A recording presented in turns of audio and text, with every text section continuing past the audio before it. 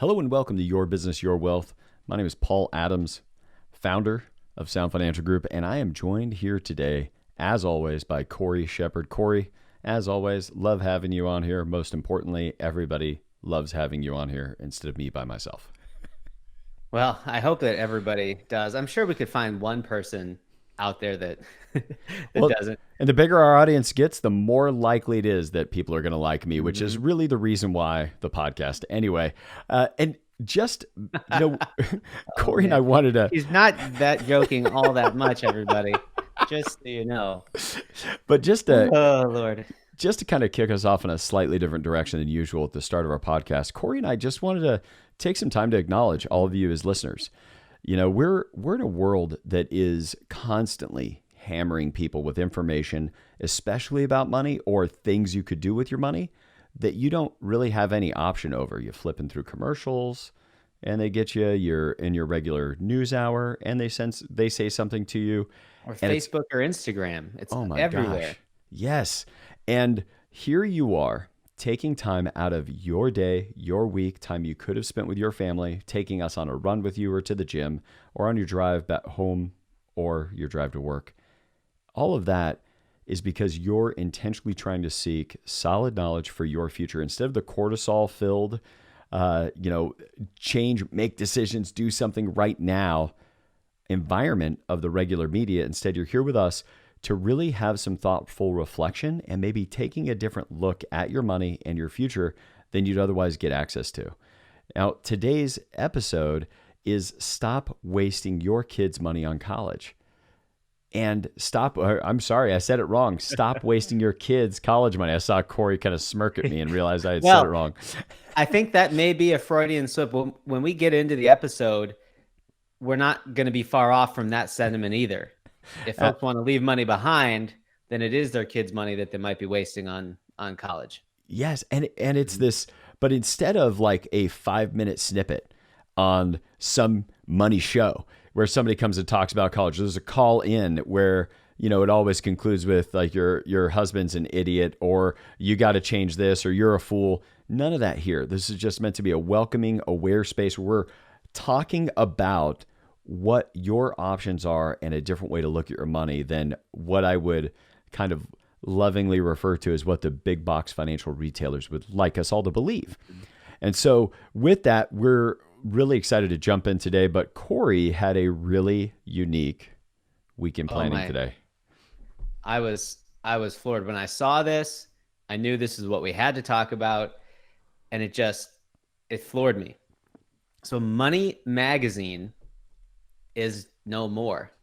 Money.com is still going to be around, but their magazine is no longer being printed. June was the last episode that they printed, and now they are all online. And that is it's the end of an era of advice. Yeah. It's amazing. Their first issue was in October of 1972. So put that in perspective. This company is almost 50 years old, 46 years of contiguous publication. Their total circulation in 2012 was 1.9 million copies. So 2 million distributed physical copies. I think, Cory, you made the observation earlier, they had so much money, they were actually able to purchase money.com. Yeah. They're the ones, they had enough forethought, resources, leverage, whatever, to say, oh, we're going to get money.com, and they got it. And yet that still wasn't enough chutzpah to be in business as a print magazine anymore. My goodness. And here's the thing I'd like all of us to reflect on as business owners, Cory and I included, is that we can feel like, well, our business is super secure, ours is undefeatable, or ours has all these things going for it. Let's put that in perspective of how strong Money Magazine was just in 2012. Now, they had been looking for a buyer for Money Magazine, and instead they couldn't find a buyer. In fact, some of the articles that Cory and I read about this, 2 million subscribers, they couldn't get anybody to buy them. And now that was 2012, so they could have been lower by now. That's the last public release that we could see. But think about this for a moment. and undefeatable people that would make money managers' careers is having them published in Money Magazine. Now, it also had a really unique background, which I don't think we're going to be able to read these kind of articles anymore, Cory, where somebody says, here were the top 10 picks of mutual funds 5 years ago from Money Magazine. If you'd have bought all of them, you'd have lost 20% a year the last 5 years. Those are always fun articles when you get a chance to read them. We won't have those anymore because now it's going to exist all online. And they just abandoned trying to sell the entire thing and said, well, we're just going to be an all online platform. So it'll be so much harder to have a flag planted in the ground or see what the flag is that they've planted in the ground of philosophy. Incidentally, This is why we record all of these episodes and leave them online. So it would be very hard for us to just up and jump ship at a moment's notice and go off in a different direction. Absolutely.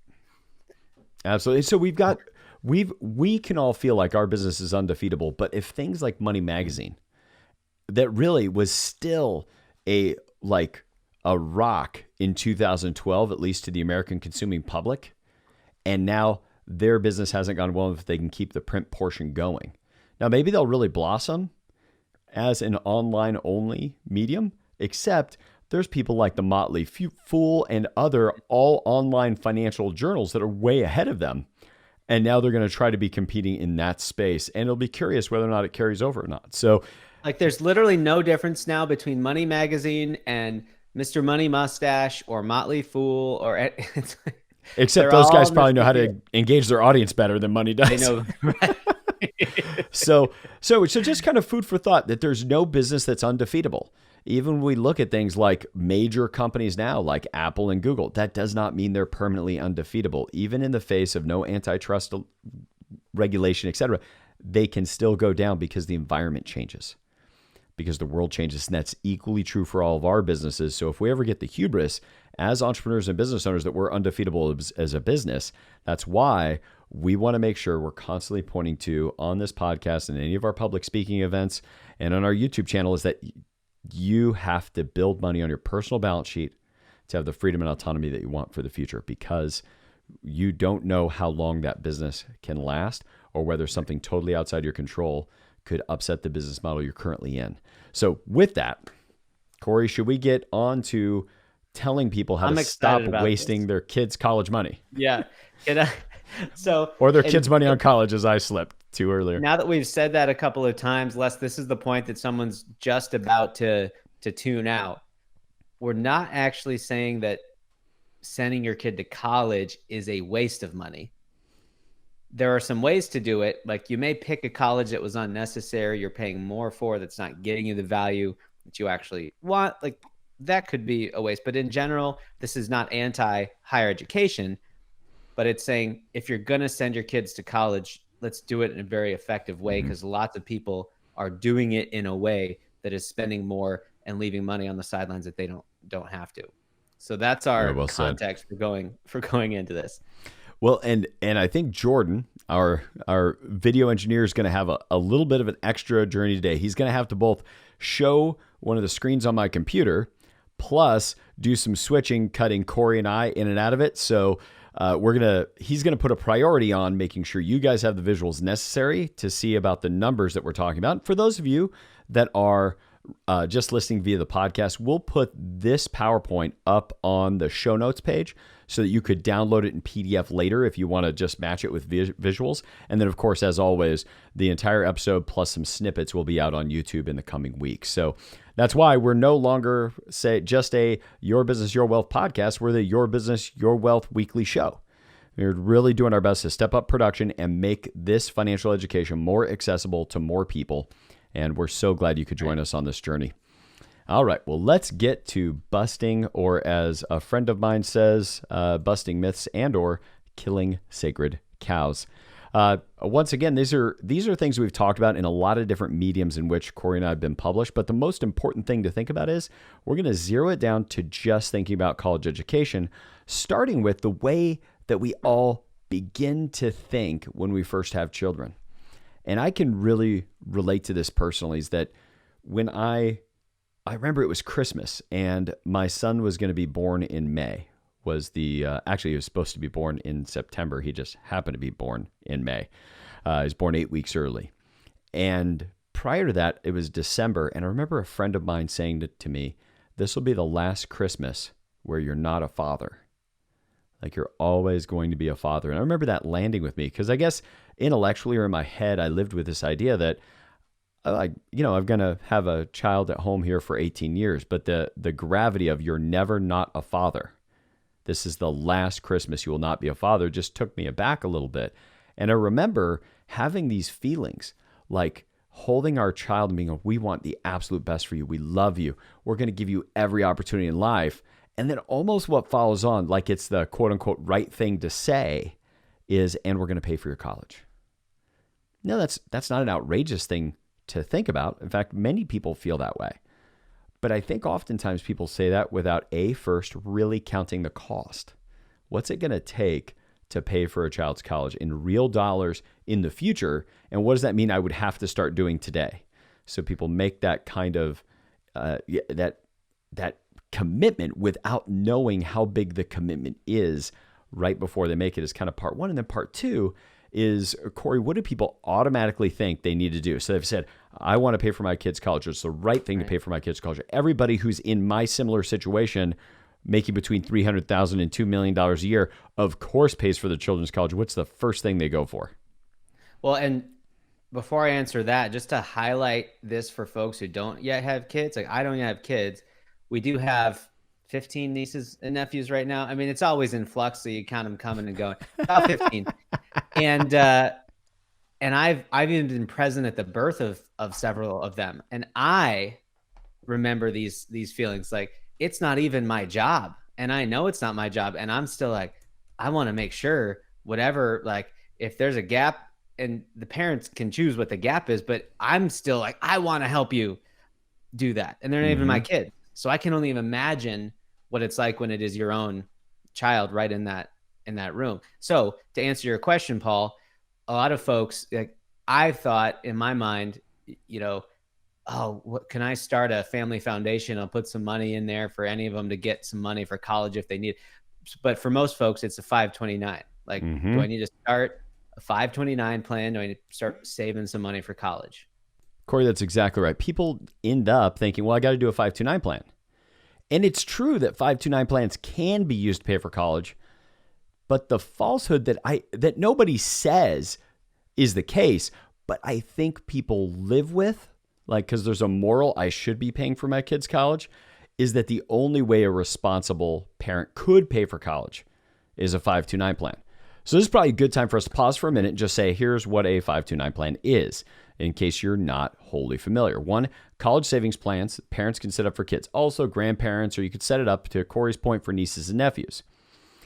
The 529 plans has some significant restrictions on the mutual funds that they can invest in, typically restricted to one fund family, and even restrictions on how often you can move from one 529 plan to a new 529 plan, say sponsored by a new state. And I think that's huge. Like most people have never heard that. I think it's just like any investment account, like their IRA. It's right next to it. I can invest in the same things. Nope. Exactly right.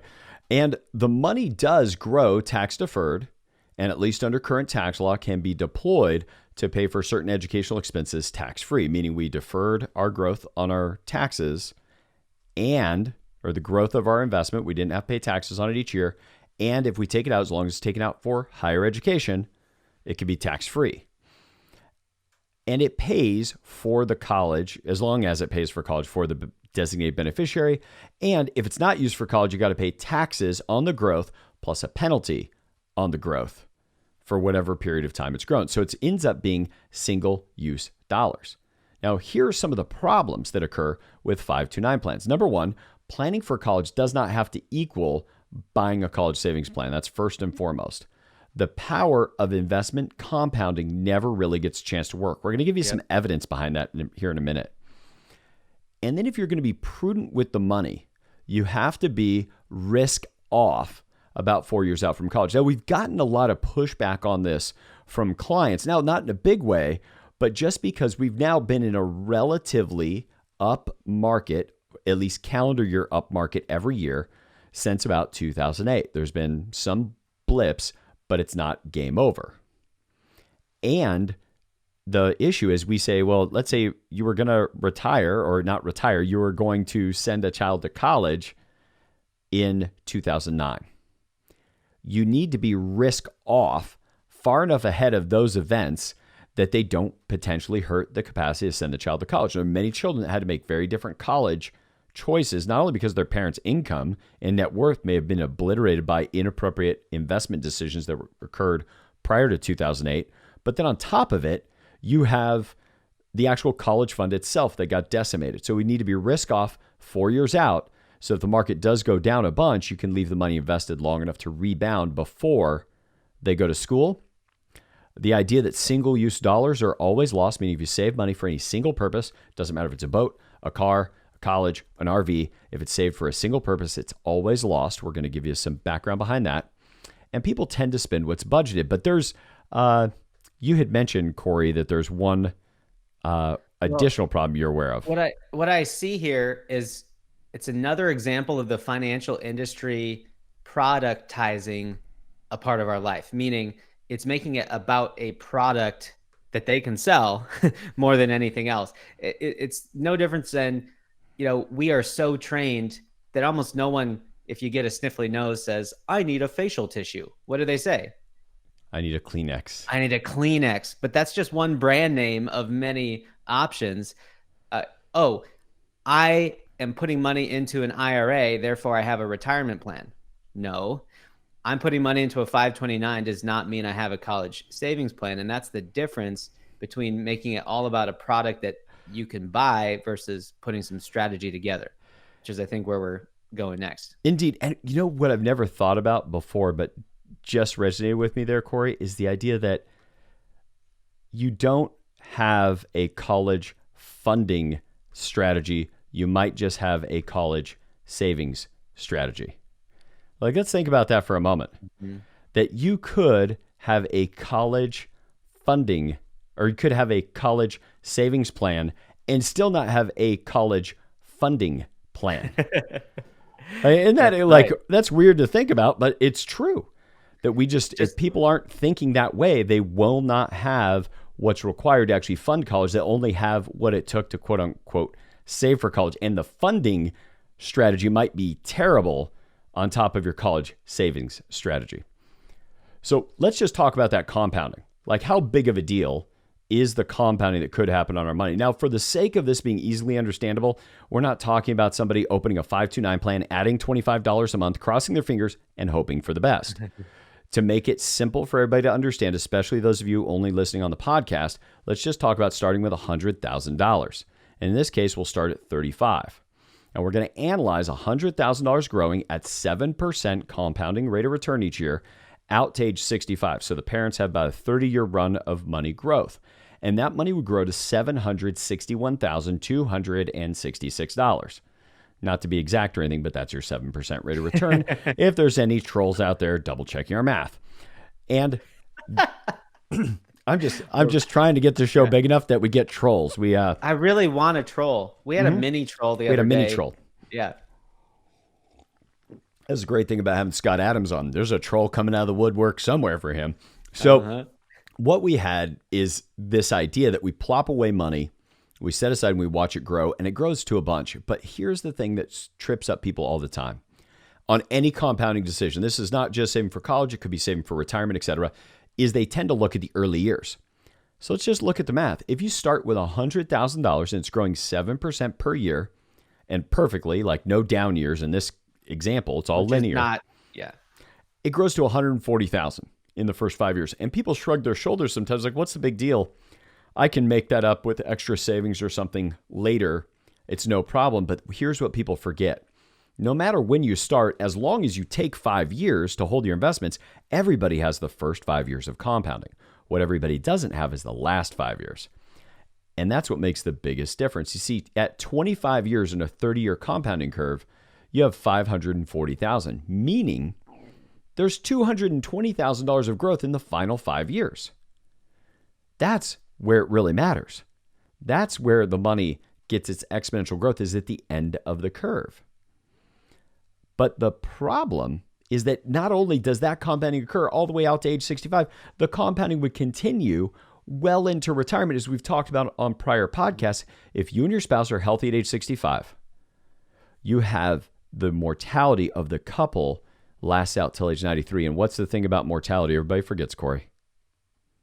It's a average. It's a 50-50 line, meaning that 93 just means half of all the couples have both passed away. The other full 50% have one of them live some amount longer.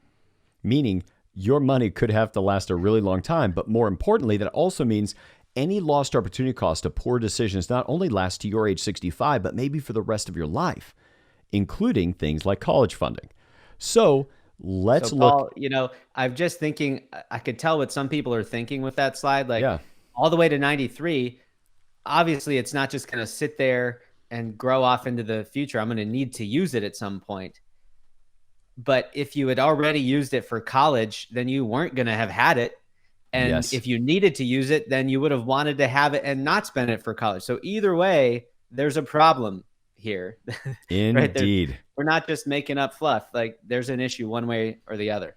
Yep. And now here's the math most people do. So they sit down with their calculator, their child is just born, and they do the math and they say, well, by the time they're 18, $100,000, I'm going to get a good. Now, again, we're just saying 7% gross rate of return, 529 plan or out of a 529 plan. I would make at least the case that inside some of these 529 plans, the lack of investment, what you can choose, and some of the fees that are laden in on these 529 plans, you may very well get the same return in a tax-deferred growth of a 529 plan and investing your money outside the 529 plan. But to just equate these two, and we'll touch on this tax portion before we're done at some point, we're just going to say 7% growth, 100,000 at the beginning, growing to 337. Now, there's limits to what you can put in a 529 plan. Also, you can't just drop $100,000 in all in one shot unless it's 50,000 from one spouse, 50 from the other. There's some gifting rules you can use a little bit differently with 529 plans.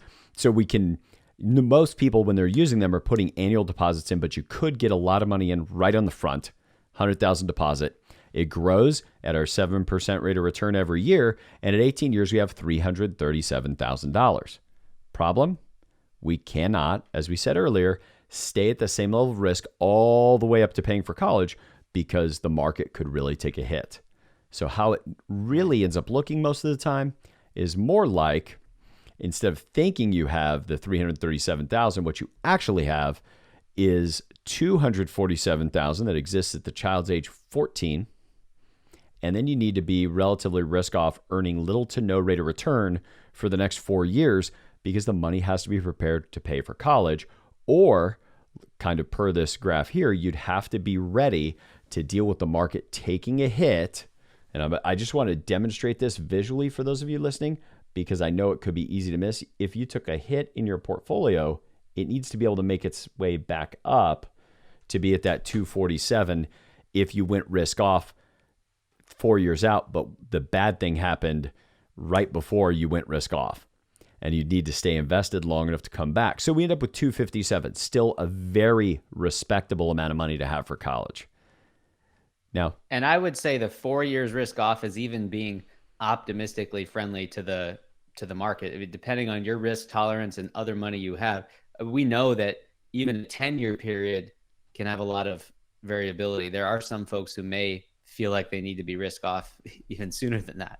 Indeed. And now I'm going to say this straight out, and then Cory's going to soften it. Okay. Nice. This is the game we play every day, folks. So what is it? The truth may set you free, but first it's going to piss you off. So if somebody, let's say you were just your employer or your business partner said to you, hey, I'm going to tell you what, I need you to take a vacation. You have been working hard, everything else.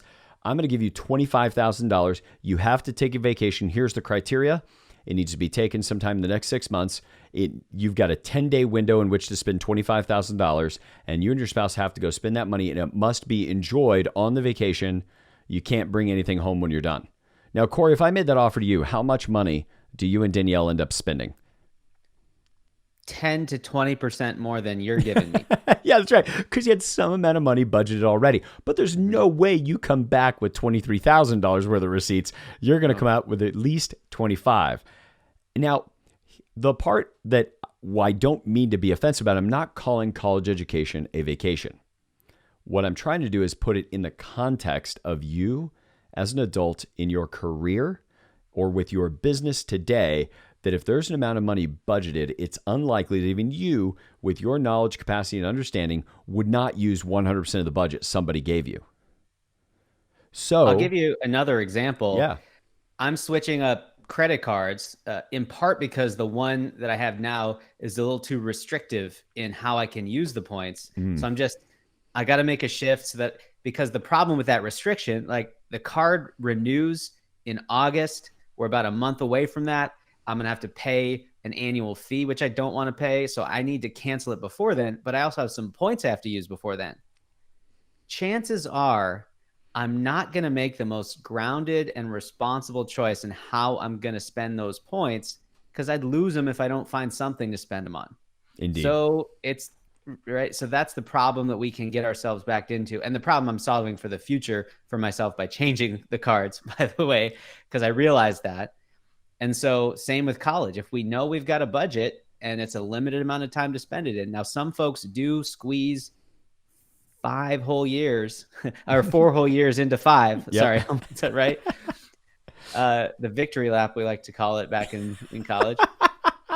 Well, and that's just it, is that the kids are going to use 100% of it. And here's the funny thing. Now, having done this about 2 decades, watching people send their kids through college because they set up 529 plans often before we met. And I will tell you what, when that child has $250,000 in their 529 plan, every time they seem to find colleges that have and will use all 250,000 or 250 and then some in total budget. All that to say that the money is gone. It reminds me of that old South Park episode where the people go in to work with the financial person and it's gone. And it's gone. And it's the same. By the way, this money, when you put it in the 529 plan, this is, I don't mean to like blow people's minds with this, but that money's gone as soon as you made the promise to your kids and put it in there and you started letting it grow. Even though you can look at the statement when it shows up, it is gone off of your balance sheet. It's forever going to be used by somebody else. And so in this case, over, and again, we use the example of the victory lap, the squeezing a 4-year education into 5 years, 5 years of funding at $50,000 a year, and it's all gone at the end of the child's 23rd year of age.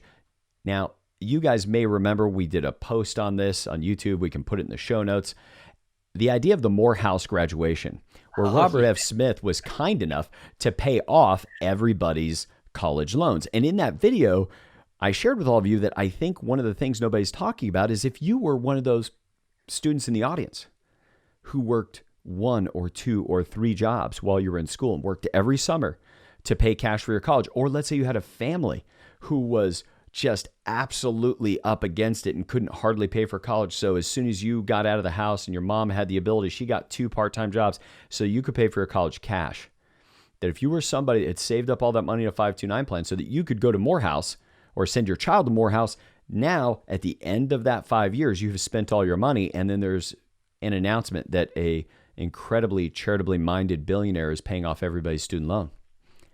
And you you're don't like, have that. Son of Yeah, that's right. Like, I missed the boat. I could have had a $250,000 windfall, but it's not. You didn't miss the $250,000 windfall because Robert Morehouse was because Robert F. Smith was unfair at the Morehouse graduation. It's because you didn't keep control of your money for the maximum amount of time, and you created a big lost opportunity cost. You see, the lost opportunity cost, because all that money was gone, the $100,000 when it went into the 529 plan or got 100% committed to college, it's gone off your balance sheet. And by age 65, it triggers $760,000 of lost opportunity cost. That's additional money that could have been on your balance sheet all the way to graduation. And when we go out to that age 93 that Cory and I talked about earlier, with a 7% cost of money, that lost opportunity cost is almost $6 million, $5.79 million of lost opportunity cost because you paid for college. Now, I first learned this many, many years ago in my 20s. I'm sitting at this conference and somebody first rolled out this math to me. And I nudged the guy next to me. I said, you know how I'm going to be worth $10 million? He said, how? I said, I won't have 15 kids. Boom. I'm rich. I'll just have less children than 15. And look at all the money I'm going to have.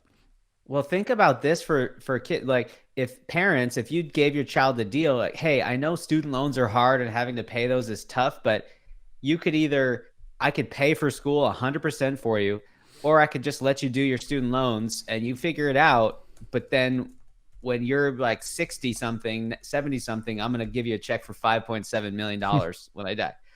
Like, I don't know. That's a pretty good offer. So it's compelling. Regardless, I think we've depressed people sufficiently enough so far. We need a little break. So perfect time for an announcement from our sponsor, Sound Financial Group. And when we get back, we're going to start bringing this up to the realm of solutions and alternatives. So we don't just leave you hanging in misery here. So a word from Sound Financial Group. Hey everybody, I had to interrupt our show for just a moment to share with you something new. We've designed a new white paper that we think is going to add you value in the way that you think about money. It's 3 of the biggest mistakes we see people make and 6 ways to fix them. Now, for some of you, you might not want the white paper. You might be ready to have a conversation with us, and that is okay. You can email us at info@sfgwa.com. That's info@sfgwa.com. Find us on the web at yourbusinessyourwealth.com. And anytime on any of our social media platforms, send us a message and we can get you this white paper. But in the meanwhile, if you want to just skip over the white paper, have a philosophy conversation with us, we're happy to do that with you. Just let us know philosophy conversation in the subject line. And if you want this white paper, just put white paper in there and we'll immediately get out to you this white paper on the 3 biggest mistakes that we see people make and the 6 things that you can do to fix them. And now, back to our show. And welcome back to Your Business, Your Wealth, our episode blithely titled, Stop Wasting Your Kids' Money on College.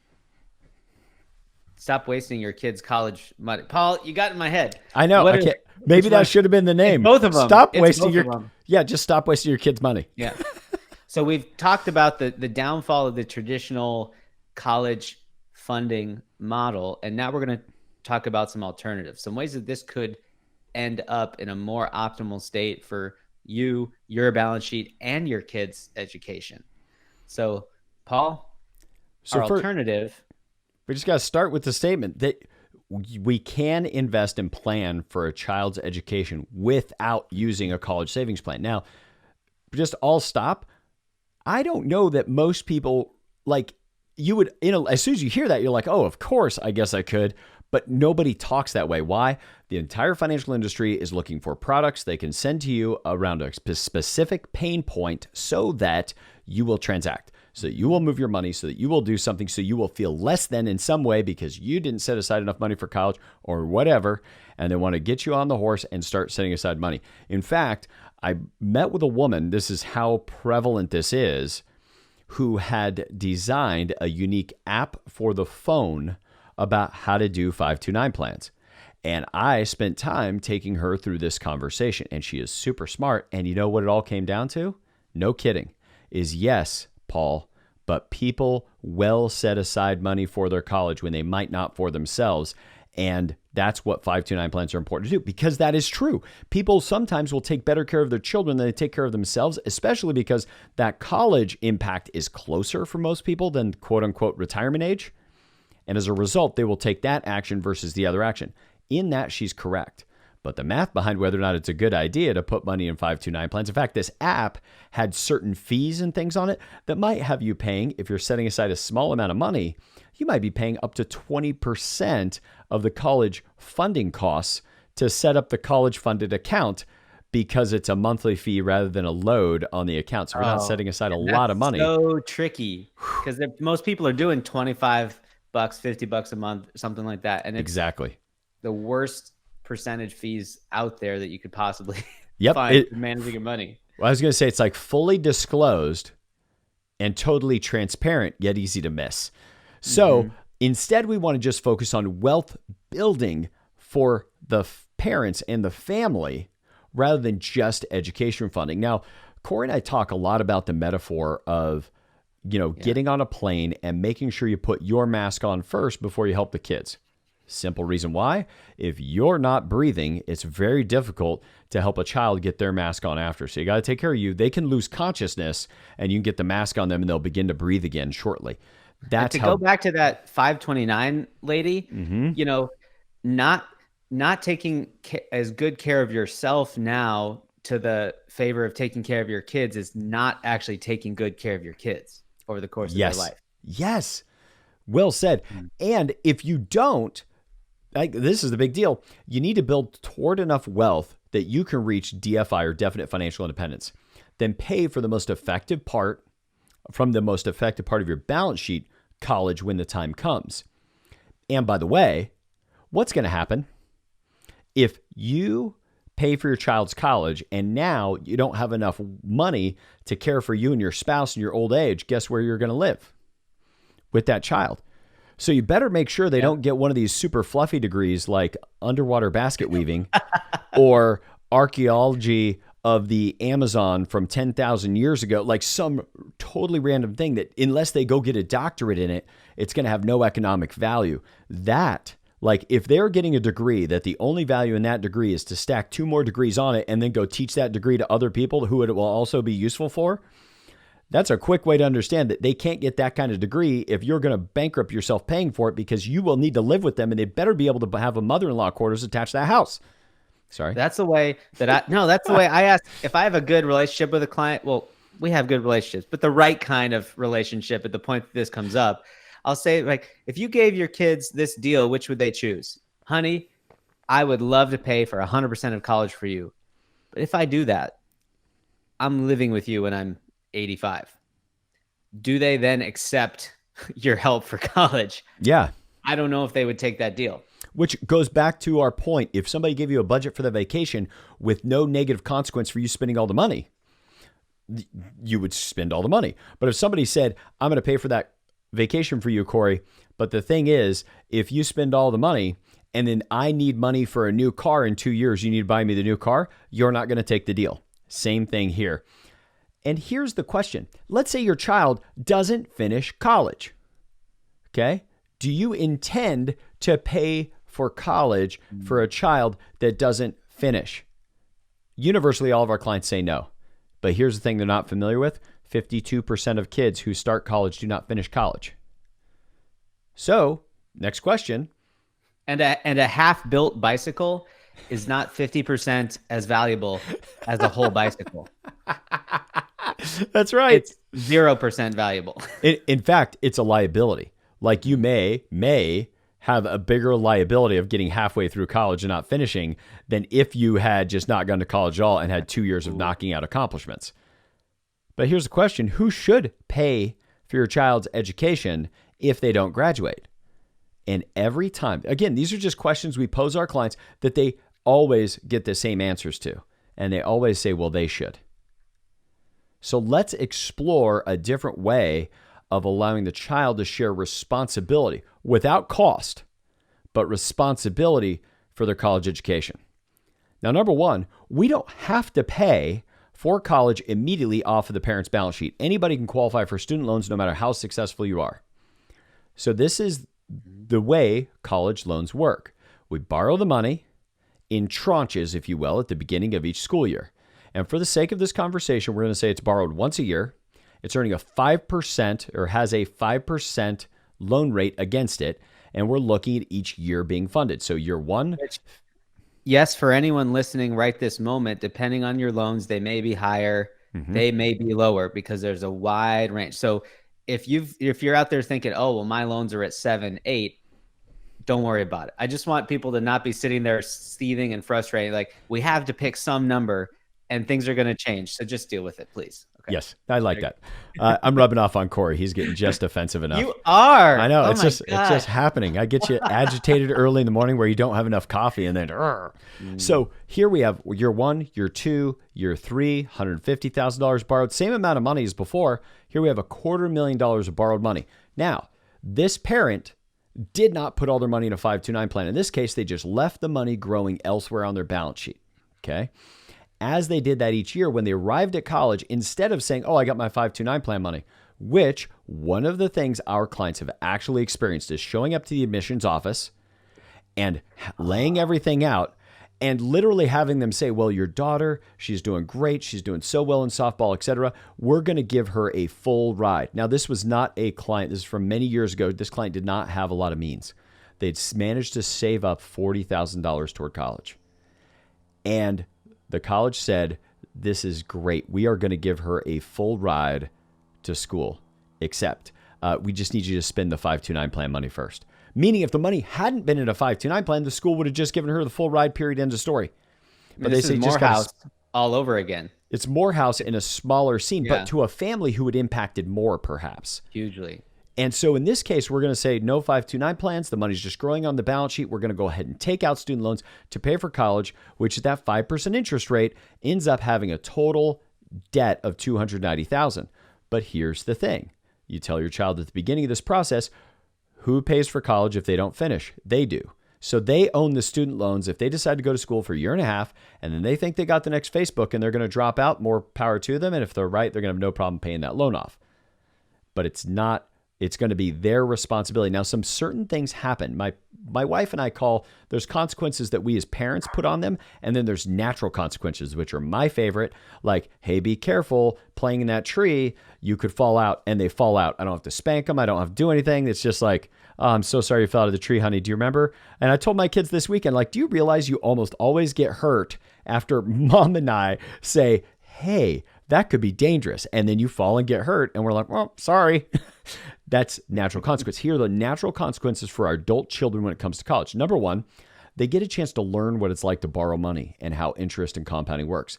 They're naturally going to think more about where they're going to attend college because they know this liability could be theirs. It feels a bit more like spending their own money. Your money stays on your balance sheet and continues to grow while they're going to college, which means we do not have to go risk off 4 years out because now we have a much longer investing time horizon. And then you can make the choice to pay for college in deeply and different radical ways compared to put it in a 529 plan and then go through the procedure of cashing out the 529 plan every year. Something's bugging me. I got to say something about this. Oh, that family with the 529 and free full ride and, but you got to spend yours. Like literally in that situation, I'm thinking about a better account that they could have started with that 529, just called a garbage can in the corner of their yard that's just constantly on fire for the last 18 years. Just every day, they're just putting a little bit more cash into that. Yeah. They would have had light at night for some bonfire. They would have had some warmth from it. They literally roasted got marshmallows. More benefit. Yeah. More benefit from that money than having it put it into the 529 in that case. I know. And that's so wild. And our view on that is so deeply unpopular, not for any grounded reasons, not for any reason anybody could give us, but because feelings. Like, what do you mean 529? I've spent a lot, because by the way, if you're listening to this right now and you spent last 10 years hammering money into a 529 plan, you might be ready to defend 529 plans for no other reason other than your conditioning of having put money in for a decade. Now, we're going to help you with that before we're done about what to do. But for now, just roll with us here. Here's what it looks like differently now. Remember, we don't have to go risk off, which instead of having $250,000 when the child goes to school, we have $337,000. And we can keep the money invested for another 5 years while that child manages to fit and cram a 4-year education into 5 years. So here is the same overlay, but now with that debt creeping up of $290,000. Now on the parent's balance sheet, we have $474,000. Now keep in mind, I'm saying this as money being set aside at 7% every year in, say, a set of investments that are academically allocated, globally diversified. But you know what else it could have been? The parents could have bought the building their business is in. The parents could have bought 3 rental properties. The parents could have invested money back into their business and had many multiples time more than they would have had at 7%. All things not possible with the 529. I'm actually being more generous to the 529 by simply saying it's the equal amounts. So we can see that the money that we borrowed from college has continued to increase each year, but now we have on the parents' balance sheet $474,000 that we can now do something very different than everybody else can do after the graduation ceremony. Just think of it, taking your child out to lunch after and saying, you know, we've been talking about this for a while. You graduating college, us having set aside this money. But now we're going to give you a few choices. You owe $290,000. And what we're going to do as your parents, we love you very much. And A, you can just take on all the student loan debt. The $290,000, you just pick up the payment, you run with it. It's your responsibility. And we give you all $290,000. It's our gift to you. You can pay off the student loan debt or not. Maybe you've got the next best investment. Maybe you've got the next Facebook, the next, you name it. You're going to start in your garage, but you need $250,000 of funding, and you'll have it because we, as your parents, set aside the money, and now all you have to do is pick up your college loan payments. Or if you don't quite trust your kid enough that they might make the best decisions with that, you can split it. You can say, we're going to give you $40,000 cash. As your parents, we're going to take the remaining amount of money that we have, and we're going to pay off your student loan debt in portion, and you're going to have $40,000 of debt, but you're going to have enough cash to down payment on an apartment, maybe get a dependable car and some new clothes for your workplace, and have a little safety net money on your balance sheet. It'd be a great gift. Many of you listening to this will wish your parents had been able to do that for you. Or last but not least, you could just put them in the position like they would have been if you'd had a 529 plan and said, we will be responsible for 100% of the student loan debt. We'll just write one check, pay it all off. You don't need to worry about it. That would be great. And we put ourselves in the same position, but here's what it looks like financially. You see, if out of the $474,000, even if we pay off $290,000 of student loan debt, we now retain money on the parent's balance sheet. So instead of having that $700 and some thousand dollars of lost opportunity costs from having paid for college overall, now we still have $414,000 on the parent's balance sheet, having alleviated over half of the lost opportunity cost of college, even if we still chose to pay it off in total. And it gave us different choices for how we could pay for college when college costs came. Number one, maybe it would be better off to take it as a 401k loan because of however laws, rules, and tax regulations might work at that time.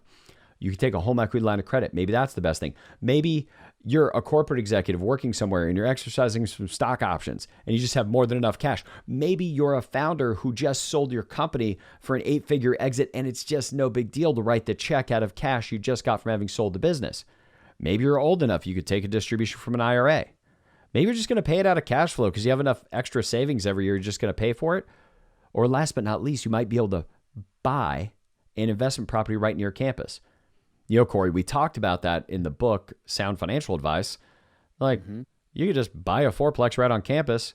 Your child gets a couple roommates in their unit, gets the other ones rented out, has to be a landlord, has to help market the property. Oh, by the way, they have to be paid as a property manager. So we just tax deducted part of their education while shifting money to their lower tax rate.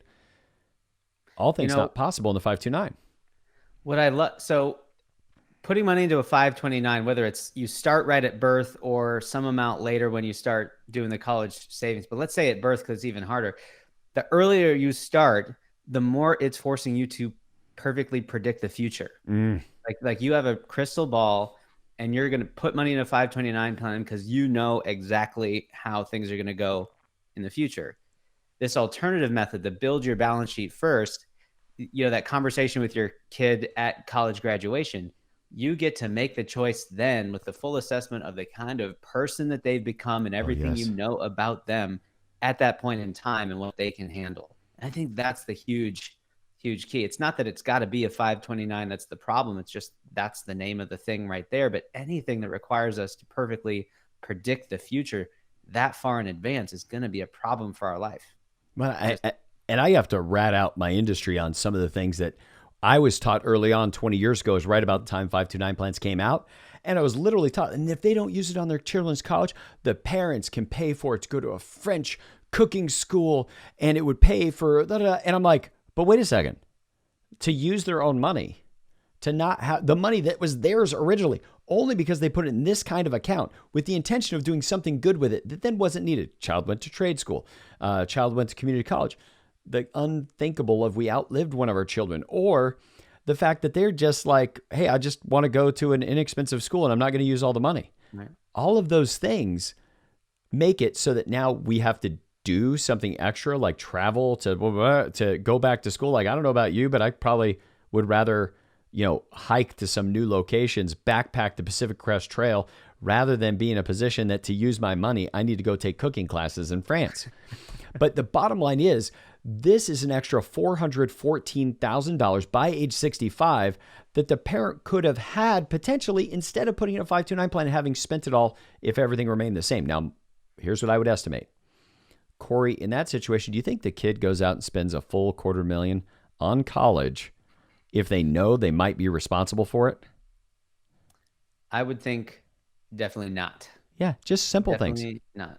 We had one parent recently roll this out to their 16-year-old. First thing a 16-year-old started doing was saying, wait, does it really matter? Like they were Googling, does it matter if I knock out my basic classes all at a community college or junior college? Oh, no, it doesn't matter. Oh, and then I can use those transcripts as a part of my parlay to get into the bigger, more expensive school. Oh, yeah. And I save a bunch of money. Oh, that's a lot less risk for me. Okay. Because it's their risk now. Right. And maybe they don't party quite so much during the week and sleep in through some classes. They become more of an informed consumer, realizing the value they need to get. Maybe they, are advocating to their university and their professors for doing things differently so they get more out of that experience. I love Maybe that. they're changing their university for the better for every student who comes after. We've never come up with that. Maybe this is a way for them to change our whole. Imagine if hundreds of thousands of people started doing this way, hundreds of thousands of students started taking more of a consumer approach to their college degree. Yes. And would that change the nature of, everybody's talking about how much it costs to go to school now. Maybe this would be a way for that to be different. Yeah, I could see kids going, well, I'm just going to work and I'll knock out my first 2 years in an online school at a fraction of the cost. And then parlay that into my quote unquote 4-year. And by the way, what if 4-year education is nothing like it is now? We had Scott Adams on the last episode. So let me just speak to something that he's talked about, which I think could be accurate. I think one thing that could happen in relatively short order is that college will be free, but it's not going to be free because the government pays for it. He talked about that online education is moving so quickly that what if it just costs $7,000 a year to get a full bachelor's education online? Let's just call that as close to free as you can. Or what if people are saying, hey, we'll just pay for your education. We just want the priority in being able to be the firm that places you in the company that you're going to work for. We can imagine 100 different ways colleges could be quote unquote free. And if that's the case, that college is free or near free in another 10 or 12 years when your children go to college, then you would have money locked up in this 529 plan with nowhere to deploy it except to intentionally overspend on school because there'll be competing alternatives out there that won't require $250,000 to get a degree. Mm-hmm. And what else could be possible? We talked about being able to buy a building near campus. Your children might go to trade school. You could either help pay for the trade school differently or give them a hand up. Like if they became a plumber and that was the trade that they wanted to study, now maybe you could give them the startup cost to start their plumbing business instead of giving them money to pay off their student loans so they could go work for somebody else. Maybe they want to be an entrepreneur like you. Maybe it's a tech startup. All these options are possible, all and only because you didn't lock it all up in 529 plans. Cory, before we close out today, is there anything else you want to drop in before we just kind of wrap up and what people can do with this? I'm even a little more fired up than I was when I started today, thinking about how this is all coming together into the economic condition of our country and education. It all starts with individual people's choices. And so thinking about what movement do you want to be a part of and how do you want to vote with your dollars for the kind of economy and choices we want in the future? It's really powerful. I'm so glad we're doing this. And here's what we think all of you could do with this today. Now you can check your show notes. We're going to have our regular giveaway of the white paper, but in addition, we're going to give away a copy of Sound Financial Advice in the chapter of Sending Your Money to College, because it'll talk about the different ways some of the same math makes sense depending on how you chose to deploy the money to pay for college. But here's what we want you to be able to think about. Number one, just lean toward keeping control of your money in capital investing it yourself. If you have a 529 plan, it may make sense to make some assessments. If you're willing to go and engage us in the wealth design build process, then we would be happy to help you assess that. But it's worth revisiting where people otherwise leave them on autopilot. We don't want you to, if you can help it, to create an entitlement opportunity for your kids. Like, you do good in school, I'll pay for your college, I'll pay for your college, I'll pay for your college is something people walk around with every day. And when it comes to paying for college, consider having your child of the mindset that they're going to take out the loan. They're responsible for completing school if what they want you to be responsible for is the loan amount when it's done. Then you can build an academically allocated, globally diversified portfolio that'll put you in the best possible position to be able to achieve those outcomes, and or invest back in your business. Buy rental properties. You could do one of 1,000 different things with that money to keep it growing on your balance sheet instead of just putting it in a 529 plan. And most importantly, we've also freed up the money to protect your family first. We always talk about protection first. We've not talked about it here, so we're going to end on that. There are people putting money in 529 plans right now where they have insufficient disability insurance, don't have an umbrella policy, don't have sufficient life insurance on the breadwinner. All of those things are doing a much worse job of jeopardizing your child's college education than you not putting money in a 529 plan. Because if you pass away as the primary breadwinner, they will not get to go to college. At least by most statistics we can see out there, loss of that primary breadwinner is a major deciding factor in what they're able to do with the rest of their life. So just make sure those bases are covered along the way, and don't let quote unquote right thing to do funding a 529 plan crowd out those other very important decisions. And as always, if you want to, you can reach out to us directly, info@sfgwa.com. Number one, give us an honest review on the podcast. If you will give us an honest review, take a screenshot of it, send that to us at info@sfgwa.com. Give us a mailing address. We'll send you a copy of my book, Cory's book, Cape Not Required, or Michael McAllowitz's book, Clockwork. We'll have it sent to you as a thank you for being a loyal listener and giving us that honest review. And then also, if you just wanted to hear our philosophy, we talked about it a little bit in the commercial, but don't hesitate to reach out. If you just need 10 minutes to vet something out as a loyal listener, we're happy to spend time with you on that. But more importantly, we'd love you to hear our entire philosophy. And if appropriate, you could apply to become a client. We try to make that first session be all about you learning more about how financial institutions operate so you and your family can be more adept consumers of this behemoth of financial information that's out there and allow you to better take care of your future. Now, as always, as we do this, we're hoping that we give you the tools that will give you the greatest capacity to take care of you and your family, to be able to get away from some of the noise that's out there around finance and be able to make solid decisions now and into the future. And as always, we hope that this podcast has been a contribution to you being able to design and build a good life. I hope you enjoyed today's video. Thanks for watching. Be sure to subscribe to our channel, ring that bell, and by the way, make sure to share this video. I don't know if you know this, but my cyborg body runs 100% on YouTube views and likes. Please don't let our batteries die.